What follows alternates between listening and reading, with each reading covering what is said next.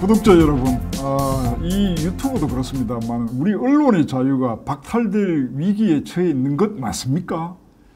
지금 여야가 대선 국면에서 이 언론중재법을 두고 크게 한판 전쟁을 치르고 있습니다. 자, 그 속내가 무엇인지 오늘 한번 짚어보도록 하겠습니다.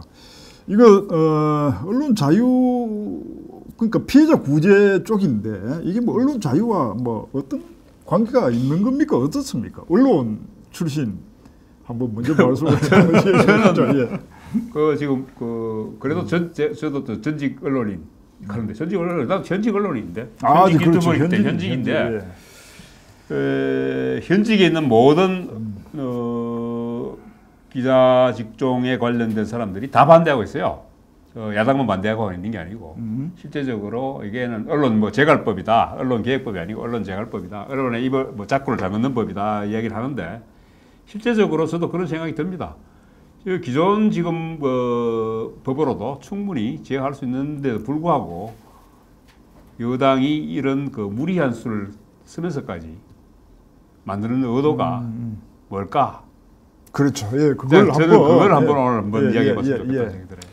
근데 저는 이번 이 언론중재법의 이상한 점을 발견하게 되는데요. 과거에 김대중 선생이 행동하는 양심이라는 말을 하셨죠. 네. 그러면 이게 부당하다고 생각하면은 움직여줘야 되고 부당한 거를 행동으로 보여줘야 됩니다. 네.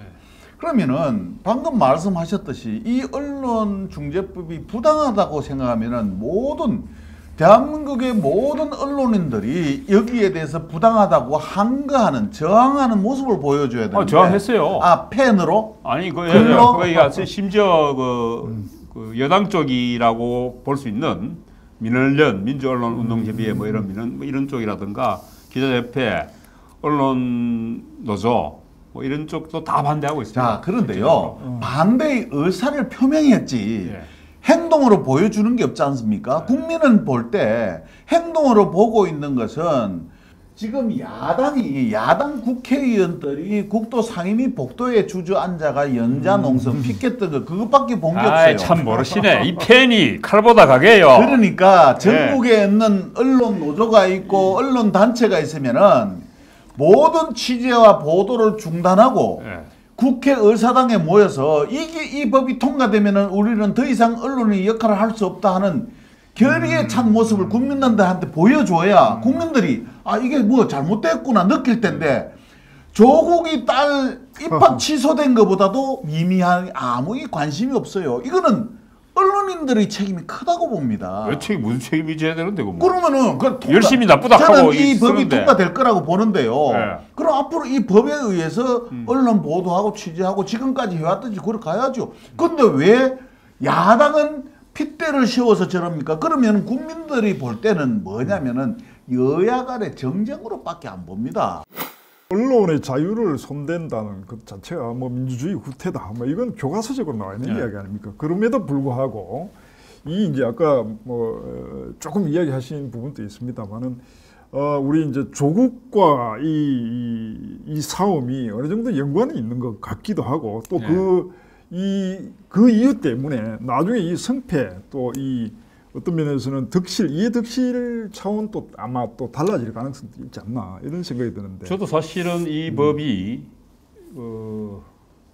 어떻게 보면은 지금 언론 개혁이라든가 검찰 개혁을 이해했을 때 개혁을 나쁘다고 얘기하는 사람이 아무도 없지 않습니까? 예. 개혁의 의도가 뭐냐? 그게 문제죠. 개혁이라는 부분이 사실은 검찰 개혁도 물론 그 전에 나왔습니다만은 조국 전 장관이 법무부 장관 되기 전에 이제 검찰 개혁이가 설왕설래다가 조국 장관이 들어서면서 본격 시도됐었는데 실제적으로 저는 이 정권이 검찰 개혁을 하려고 했으면은 정권 초창기에 했어야 되죠. 처음부터. 그렇죠.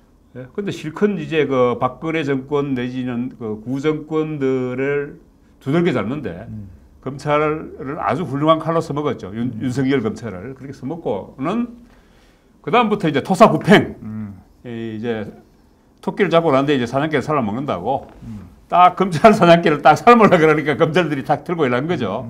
그 반발한 게 사실은 또 조국 수사였다고 저는 생각이 들어요.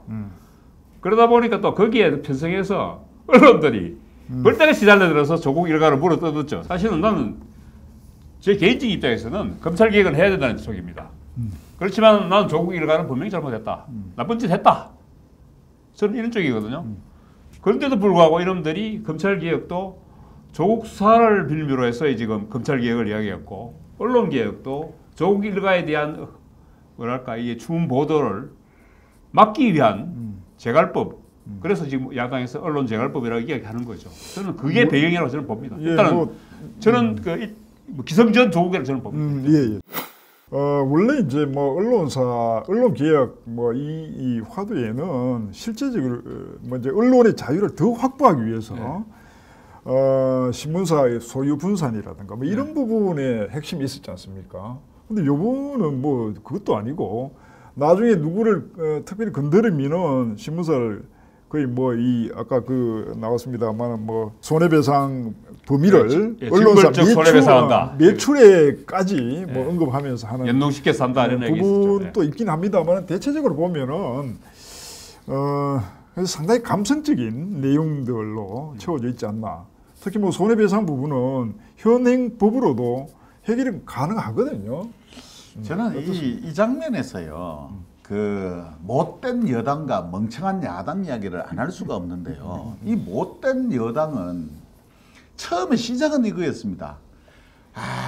가짜 뉴스를 퍼뜨리고 국민들한테 혼란스럽게 만들고 이 가짜 뉴스가 문제다. 그래서 이 가짜 뉴스를 제재할 수 있는 법을 만들어야 된다. 이게 시작이었어요. 그래서 그 유튜브하고 SNS를 그렇죠. 규제하겠다고 달라들었죠. 그렇죠. 우리도 좀 쫄았습니까? 그러니까 뭐 메신저를 통해서 가짜 뉴스와 더 판을 치고 그러니까 국민들이 혼란스럽고 그런 규제가 필요하다. 그래서 다 국민적인 공감이 됐던 거예요. 그래 시작을 했는데 슬그머니 지금 어떻게 법이 바뀌었냐? SNS나 유튜브나 가짜뉴스는 옹대간데 없고 명확히 명명백백하지 않은 문제를 가지고 이제 보도를 하게 되면은 처벌하겠다는 게 이 법의 결론이 이게 탄생은 그렇게 탄생인 거예요. 그러면은 이게 못된 여당인데 멍청한 야당은 뭔 줄 아세요? 멍청한 야당은 이렇게 법이 진행되고 있고 기습 상정을 해도 그때만 욱샤욱샤하고 매스컴에 항의하는 모습 보여주고 그다음에 법사위 통과하니까 그때 또 텔레비에 이래 한번 보여주고 좀 있으면 보세요. 본회의 통과하면 또 한번 보여줄 거예요. 그러고 끝이에요. 아니 그래. 그러니까 이 투쟁도 없고 그러고 그거만 넘어가니까 여당은 야당이 어떻게 할 거라는 걸 다 알기 때문에 눈도 깜짝 안 하고 진행하는 겁니다. 이번에 또 이거 법 통과할 거예요 아마. 여당이 이 법의 이 목을 거는 이유가 어디에 있다고 보십니까? 저는 사실은 이게 그 검찰 개혁 이야기 나오면서 조국 일가에 대한 수사라든가 이런 부분이 나왔을 때 조국 일가에 대한 그 검찰 수사의 불편 부당함을 이야기하면서 언론 개혁 이야기도 그때부터 나왔거든요.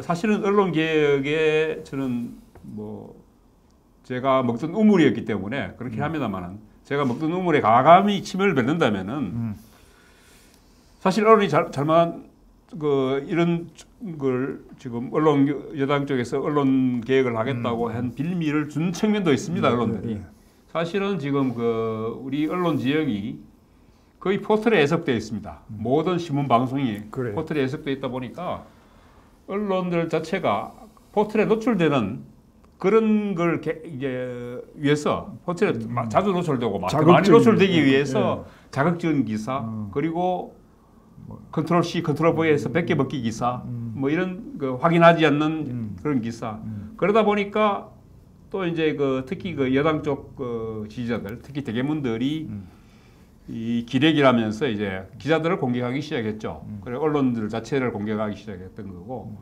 기레기라는 말을 쓰는데 저는 대개문들이 그렇게 언론들을 공격할 수 있는 빌미를 저는 충분히 줬다고 생각합니다. 그런 부분에 대한 진짜 언론 개혁을 하겠다면 저는 언론사의 어떤 그 경영 구조라든가 사업 구조 자체를 바꾸는 그런 틀에 도움을 줄 수 있는 걸 해야 되는데 예. 그런 데 대한 정작 본질은 그만두고 껍데기만 단지 국민들의 언론에 대한 그 나쁜 감정을 이용한 그 껍데기 계획을 지금 하겠다고 달려든 거죠. 그 껍데기 계획이라는 부분이 어떻게 보면은 조국뿐만 아니고 조국 수호에 앞장섰던 대깨문들 중에 그 대깨문 의원들 일부가 자기들도 당할 수 있다.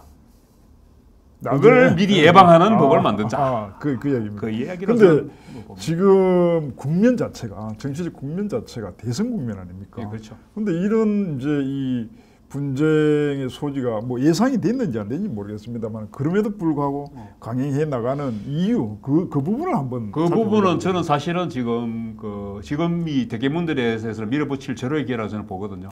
왜 그렇습니까? 보느냐면은 지금 그 소위 말하는 대선 후보들이 지금 대깨문 눈치도 살펴야 되고 그 지금 어차피 경선에 이겨야 되잖아요. 그러니까 대선 후보들이 그런 부분에서 지금 감히 발언을 못 해요. 그렇죠. 그러니까 이 기회가 가장 절호의 기회라는 거죠. 그리고 뭐 또 야당이 또 지금 비실비실하고 있으니까 저는 이 법을 통과시키기에는 가장 지금 적기다. 저는 이렇게 보고 있다고 보입니다. 사실 뭐 이 언론중재법 이외에도 뭐 사학법도 있었고, 네. 그다음에 뭐 의료법 개정안, 네. 뭐 이제 수술실에 네. CCTV, 뭐 이런 부분은 아까 이야기하신 것처럼 네. 의사들이 이제 전부 다 권리에 나서야 되고 사학법, 사학 주체들 뭐 전부 다 뭐 머리띠 들고 나서야 되는데 이 그냥 성능을 그러니까 이게 이 문제가요. 네. 이게 정쟁의 도구로 쓰여지고 있으니까 이게 문제가 되는 겁니다. 자, 지금 야당에서는 언론을 위한답시고 그걸 정쟁의 도구로 삼다 보니까 다른 법률안은 관심도 없어요. 통과되든 말든. 그러니까 방금 말씀하셨지만 사학법이라든가 의료 관련 법 이 아주 중요한 정말 심각한 문제들이 있는데 그걸 다 뒷전에 그걸 통과돼도 아무 관심도 없을 거예요. 그러니까 이게 바로 안 간다는 뜻입니다. 그러니까 결국은 문제는 뭐냐면 이게 정쟁화되고 있으니까 이런 문제다. 그래서 말씀을 한마디 덧붙이자면은 언론인들은 자기는 자기가 찔렀어요.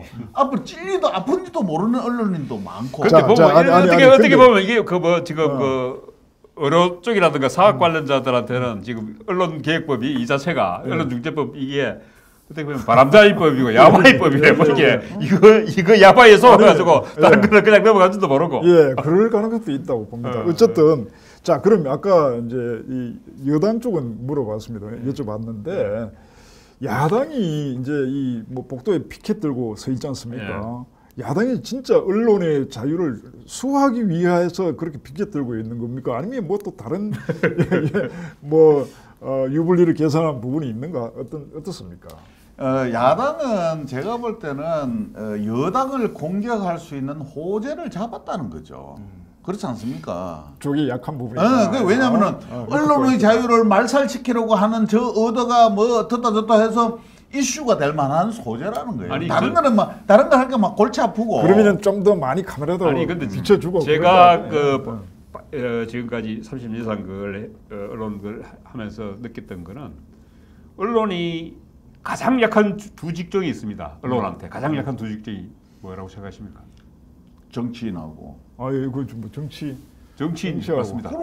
연예인입니다. 연예인하고 정치인이거든요. 정치인하고 연예인 비슷한 건 많은데 시사 상식이 약해서 큰일이네. 언론한테 가장 약한 두 직종이 지적중 중에 하나인 정치권에서 언론을 이렇게 언론을 감싸고 감사도 고소할 건데 이렇게 언론을 규제하는 법을 만든다. 이미 힘의 역진이 왔다는 거예요. 언론이 이미 지금 기존 레거시 미디어들 자체가 힘이 없어졌다는 거예요. 그만큼 약해지기 때문에 이것들을 마음대로 갖고 놀 수 있다는 정도의 이미 정치권에서 생겼다는 거예요. 근데 그런 정도의 지금 레거시 미디어들이 물어뜯는 데에서는 이제는 개의치 않겠다. 이런 식으로 나온 거예요, 이미. 막가자는 거지. 지금. 자, 좋습니다. 뭐 우리가 이제 이 언론중재법 어떤 사태를 어떤 면에서는 이제 다른 관점에서 지금 분석하고 있습니다. 마무리를 좀 하죠. 기왕. 그러니까 지금 이 지난번 검찰 개혁으로 또 한판 하면서 여야가 이제 특히 야당이 어떤 면에서 좀 더 유리해진 국민이 아니었나 뭐 이런 생각이 듭니다. 이 언론과 관련 언론 중재법과 관련해서도 이 대선 국면에서 유불리를 한번